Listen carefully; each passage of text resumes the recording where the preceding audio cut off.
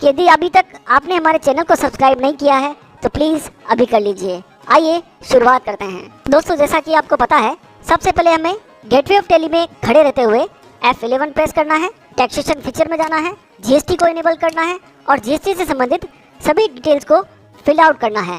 Then TDS वाले option को आपको एक्टिवेट करना है और TDS से संबंधित सारी इन्फॉर्मेशन को फिल आउट करना है।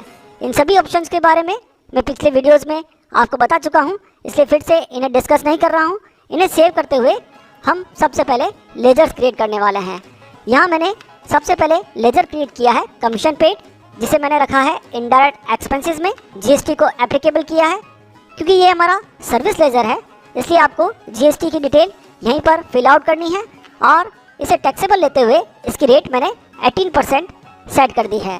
देन नीचे हमें ऑप्शन दिखाई देगा इस TDS एप्लीकेबल, इसे हमें एप्लीकेबल करना है और फर्स्ट टाइम पर आपको यहाँ पर एनी और न्यू कैटेगरी दो ऑप्शन दिखाई देंगे। आपको न्यू कैटेगरी में जाना है और TDS अंडर सेक्शन 194H को यहाँ पर कॉन्फ़िगर करना है। यहाँ मैंने पहले से TDS on commission and brokerage section create कर रखा है। जब आप इसे क्रिएट करेंगे तो आप Ctrl+C से हेल्पर का भी यूज़ कर सकते हैं या फिर सारी इन्फॉर्मेशन यहाँ फिल आउट कर सकते हैं। आपको TDS का रेट 5% रखना है और थ्रेशोल्ड लिमिट 15,000 सेट करते हुए इसे सेव कर लेना है।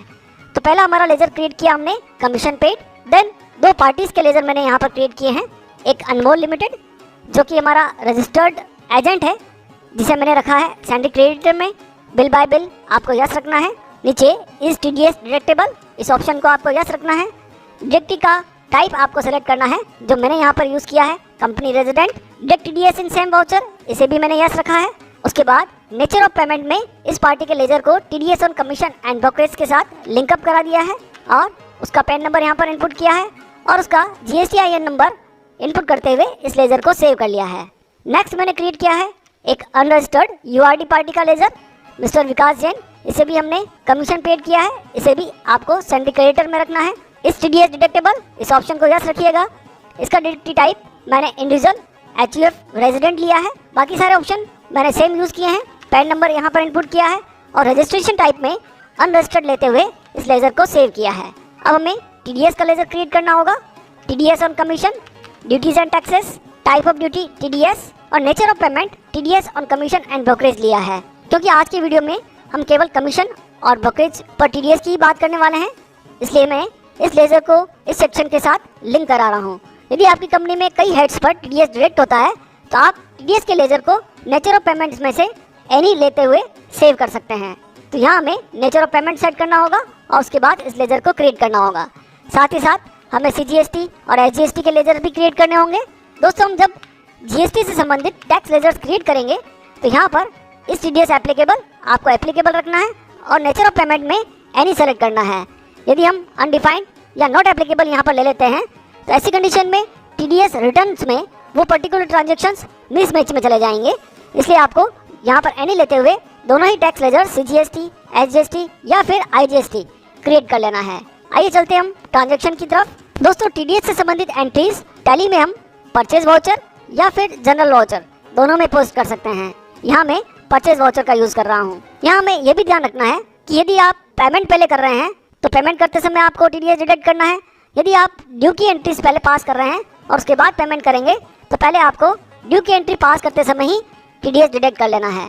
यानी जो भी इवेंट पहले हो रहा हो, ड्यू का या फिर पेमेंट का, तो उन दोनों में से जो पहले हो रहा हो उस समय आपको TDS डिडक्ट करना होता है। तो यहाँ सबसे पहले हम हमारी रजिस्टर्ड पार्टी अनमोल लिमिटेड, उसे कमीशन पे करना चाहते हैं क्योंकि उसने हमें गुड्स को सेल आउट करते समय हेल्प की है और उसके एवज में हम उसे कमीशन पे कर रहे हैं। यहाँ कमीशन का अमाउंट मैंने सेट कर दिया है 1 लाख रुपीज़ और इसके ऊपर हमें CGST और SGST चार्ज करना होगा, जो कि यहाँ पर 99,000 18% की रेट से मैंने यहाँ पर चार्ज कर दिया है और इस ट्रांजेक्शन पर हमें TDS भी डिडक्ट करना होगा। तो 5% की रेट से 1 लाख पर जो TDS डिडक्ट हुआ है वो हुआ है 5,000। आप ऑल्टर F1 से सारी डिटेल देख पाएंगे। जो टैक्सेबल वैल्यू थी 1 लाख रुपीज़ थी, जिस पर 18% के रेट से 18,000 GST चार्ज हुआ है और TDS 1 लाख पर 5% की रेट से 5,000 चार्ज हुआ है। इस तरह से आपको ड्यू की एंट्री पास कर देनी है। ड्यू की एंट्री पास करने के बाद आप चाहें तो पेमेंट की एंट्री भी पास कर सकते हैं, उस पार्टी को पेमेंट कर सकते हैं, जैसे अनमोल लिमिटेड 1,13,000। दोस्तों 1,13,000, 1 लाख में से उसका जो बेस अमाउंट था उसमें से हमने 5,000 उसका टैक्स डिडक्ट कर लिया है। देन फिर जो 18,000 जीएसटी का अमाउंट था वो भी हमें उसे पे करना है।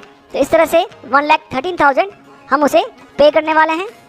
इसी तरह से यदि हम किसी अनरजिस्टर्ड पार्टी को कमीशन पे कर रहे हैं तो उसकी एंट्री पास करते समय मान लीजिए मिस्टर विकास जैन जो हमारे लिए एक अनरजिस्टर्ड पार्टी है, इसे हम कमीशन पे कर रहे हैं 30,000 रुपीज़।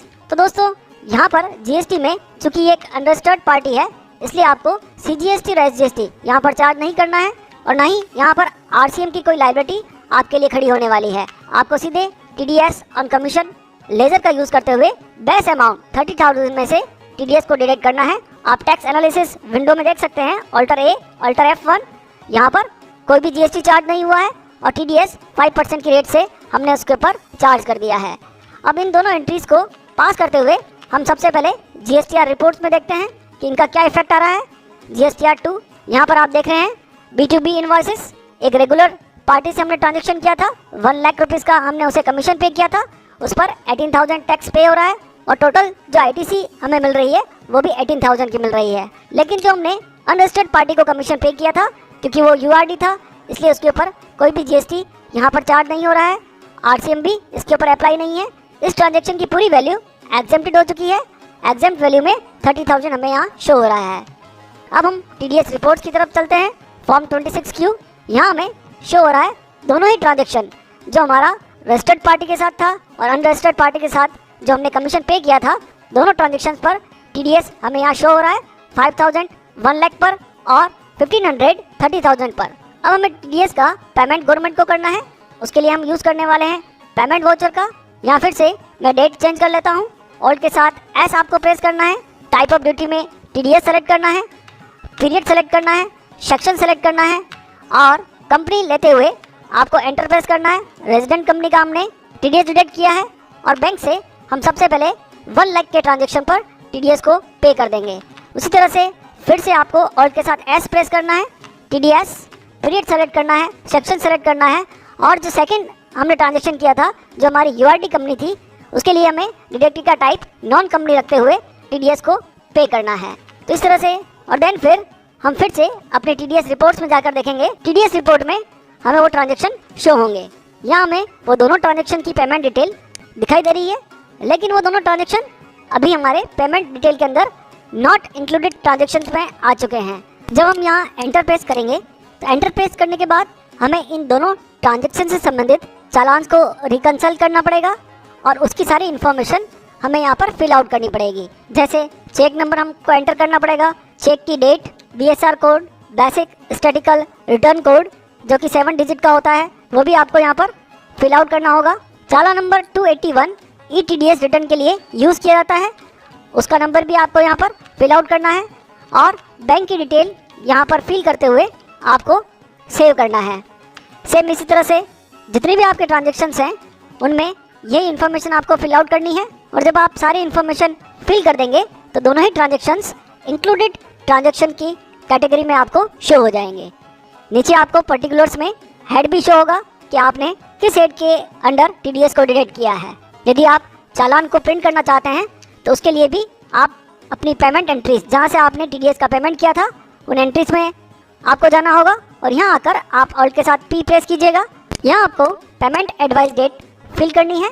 जैसे ही आप पेमेंट एडवाइस डेट फिल करेंगे और एंटर प्रेस करेंगे तो आपको चालान नंबर ITNS 281 डिस्प्ले हो जाएगा, जिसका प्रिंट आउट भी आप निकाल सकते हैं। तो दोस्तों आज हमने सीखा कि हमें TDS on commission under section 194 के एंट्रीज को जीएसटी के साथ टैली में किस तरह से पोस्ट करना है। अगले वीडियो में हम ईटीडीएस रिटर्न टैली के माध्यम से भरना सीखेंगे कि आप टैली का उपयोग करते हुए ऑनलाइन रिटर्न्स कैसे भर पाएंगे। यदि आज का हमारा वीडियो आपको पसंद आया हो, उपयोगी लगा हो, चैनल को सब्सक्राइब नहीं किया है तो प्लीज़ अभी कर लीजिए।